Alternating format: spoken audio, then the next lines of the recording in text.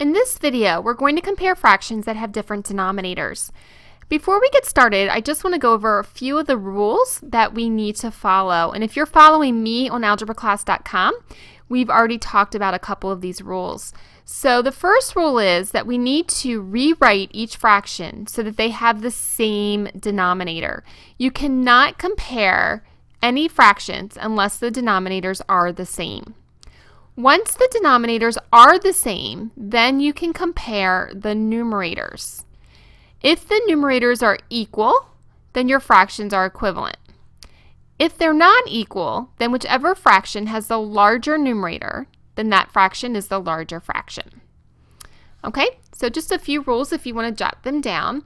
And now we're going to use them to determine which is greater, 4/7 or 2/3. So my first job is to look at my denominators, 7 and 3. They are not the same, and that means that right now in this form, I cannot compare these two fractions. I have to rewrite one or both of them so that they have the same denominator. So my first job is to look at the larger denominator, 7. And I want to ask myself, is 3 a factor of 7? Or can I say 7 divided by 3 and get a whole number? And that answer is no. So because of that, we need to actually rewrite both of these fractions. And in order to do that, I need to figure out what my least common multiple is for 7 and 3. So I need to think of the multiples of 3. So 3, 6, 9, 12, 15, 18, 21, 24, and I'll stop there. And then I need to think of the multiples of 7. And when I get to a multiple that I've already said for 3, I can stop because then that will be a common multiple. So my multiples of 7 are 7, 14, 21. I'm going to stop there with 21 because 21 is also a multiple of 3. And because 21 is a multiple of both, I can use that as my common denominator. So I'm going to take 4/7 and I'm going to rewrite 4/7 with a denominator of 21. So to do that, I'm going to ask myself, 7 times what is 21? Well, 7 times 3 is 21. And remember that whatever I do to the denominator, I have to do to the numerator to keep this equation balanced and to keep the value of 4/7.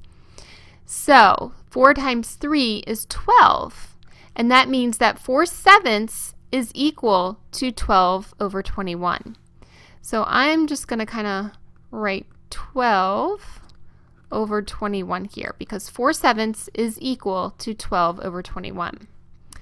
Now I need to do the same thing for 2/3. I need to rewrite 2/3 so that it has a denominator of 21.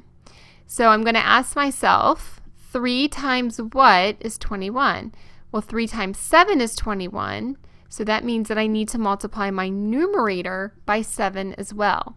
2 times 7 is 14. So 2/3 is equal to 14 over 21. And now I can determine which is greater. Because my denominators are the same, all I need to do is look at the numerators. Since 14 is larger than 12, that means that 2/3 is greater than 4/7. So I could say that 14 over 21 is greater than 12 over 21, which means since 14 over 21 is the same as 2/3, 2/3 is greater than 4/7. Okay, so as you can see here, we cannot compare the fractions unless the denominators are the same. And then all we need to do is look at the numerators.